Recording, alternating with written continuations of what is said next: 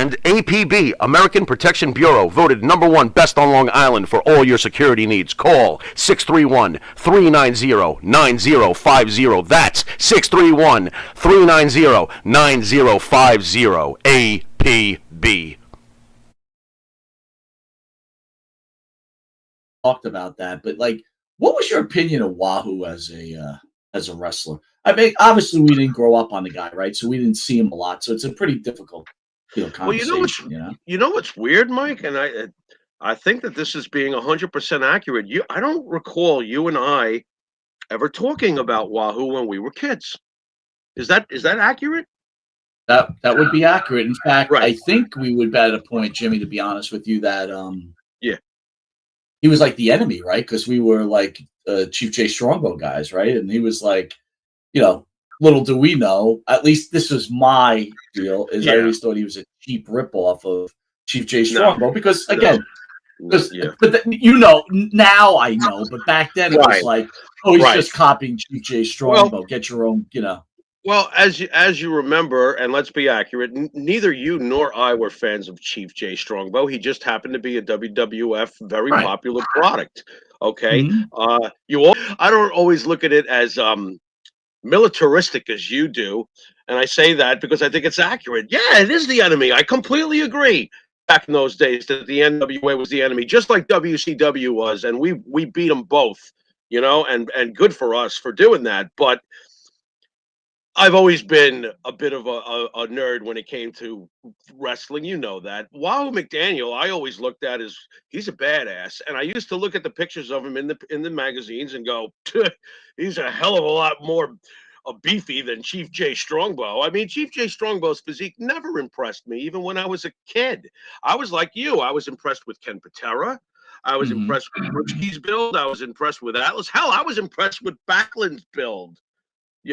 Morocco with that crazy vein on his shoulder, like I was impressed by the same things you were impressed by, but we were also both impressed by guys who didn't necessarily have to be muscle guys like the Samoans. True or false? Absolutely. Big dude. Baron Mikel Cicluna, big dude. You know what I mean? He didn't always have to have that one look. I always looked at Wahoo and was like, God, he's immense. I was always amazed at the size of his thighs. I was like, oh my God, this guy, what he was? Almost like a Samoa Joe build, like Joe's obviously like that. But I'm just saying, though, tree trunk thickness is what I'm getting at, and he was always paired up with the Flairs or the Dusties or, whatever he was doing was always pretty much main event stuff. You know what I'm saying? Like in those days, he was U.S. champion when it meant to the NWA what the Intercontinental title meant to us, right? Right. And he held the belt 5 times.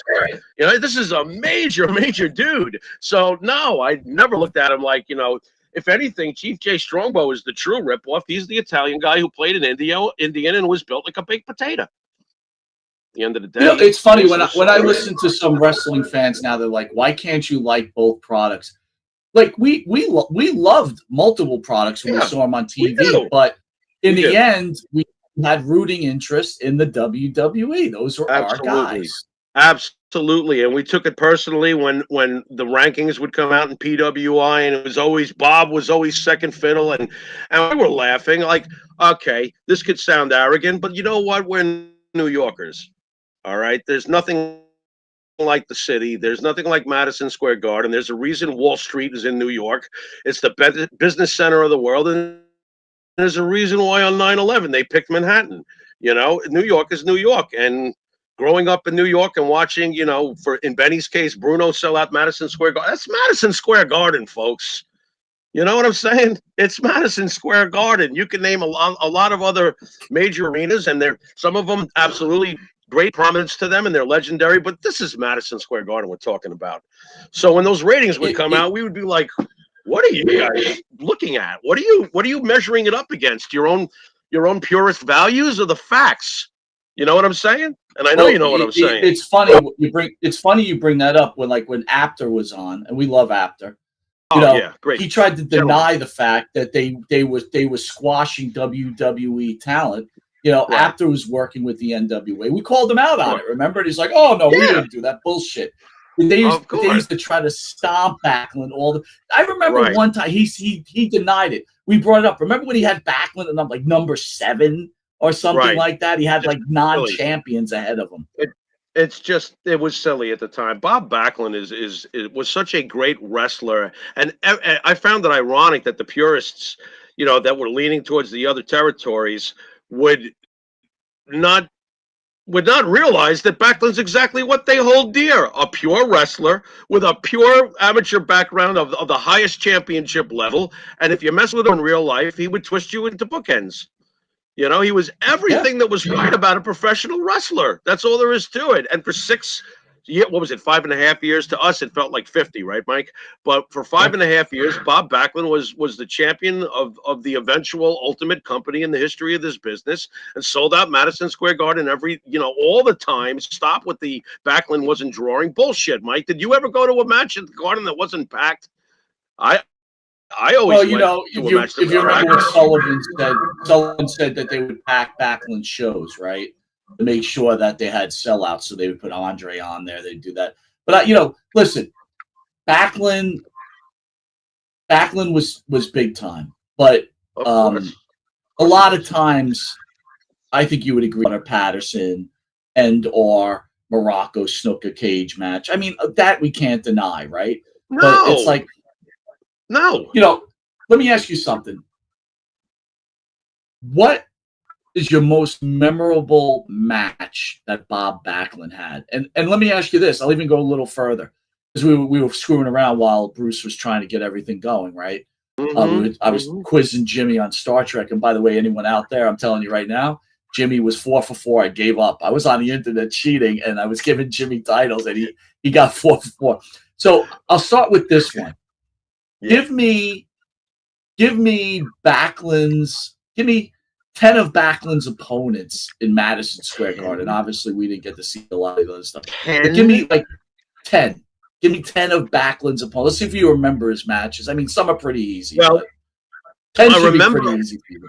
I don't know about 10, but let me do an overview of what I remember. I remember Backlund Patterson. I actually do remember that because I was just starting to tune in, and the Intercontinental Belt was getting underway and stuff like that, soon thereafter or during it. I just remember that he fought with Patterson, and like we all know, those were 4 straight matches at the Garden. The only time that somebody fought Bob for the belt, I think, that many times. So you got that going on. I remember Backlund having a clash with Patera. And Patera was Intercontinental Champion at the time. This was the beginning of the, Intercontinental Belt. Means something, Mike. It's like, okay, now here comes Patera. I remember. You're going old school, bro. You're going old school. Yeah. I will never forget, obviously, the Morocco. I mean, we saw him fight Morocco. What was that, Texas Death Style at Madison Square Garden? Texas Death match, yeah. By the way, okay, you brought up the point earlier. What was the sexy match of the night besides the Backlund Morocco Texas Death match? It was the Battle Royal, right? Yes, What were you? Right, yep. What were you more? Here's a great question. What were you more excited to see that night? The Battle Royal or Morocco Backlund in the Texas Death match?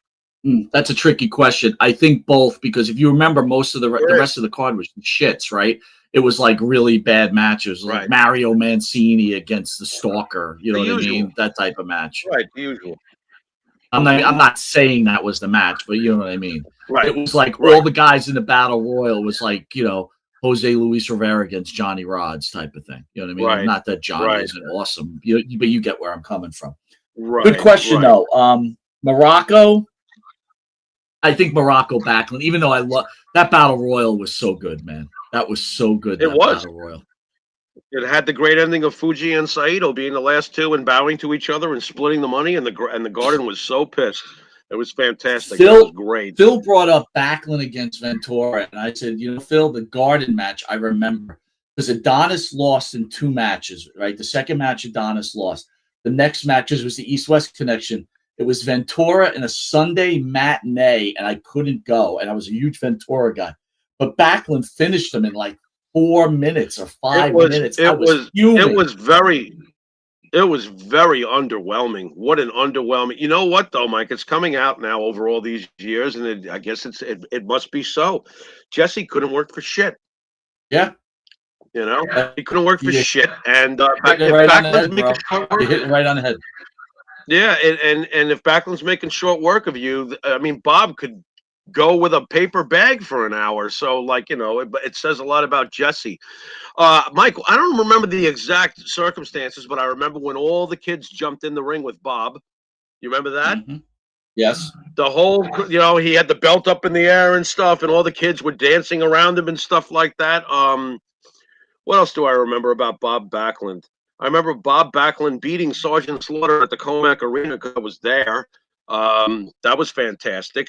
And Sarge did a little Cobra Clutch challenge rods before the match. It was pretty cool. Oh, really?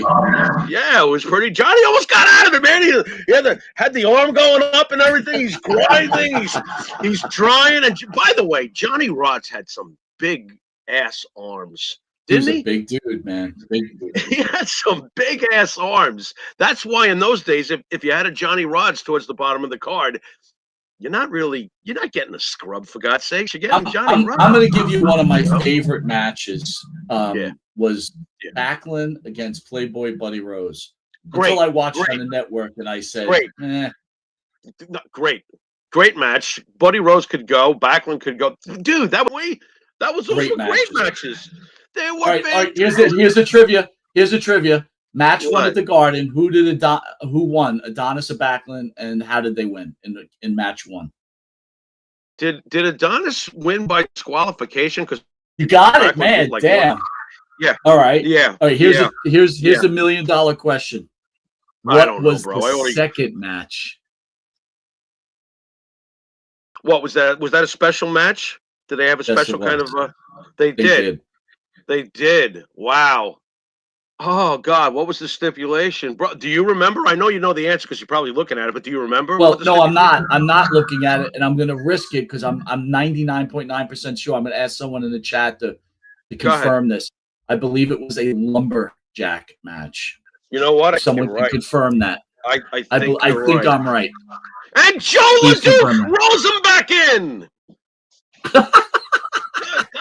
Oh, it's Sweet Hansen. Oh, he's rolling him back in. Yeah, something like that. All right, Jimmy, a little news.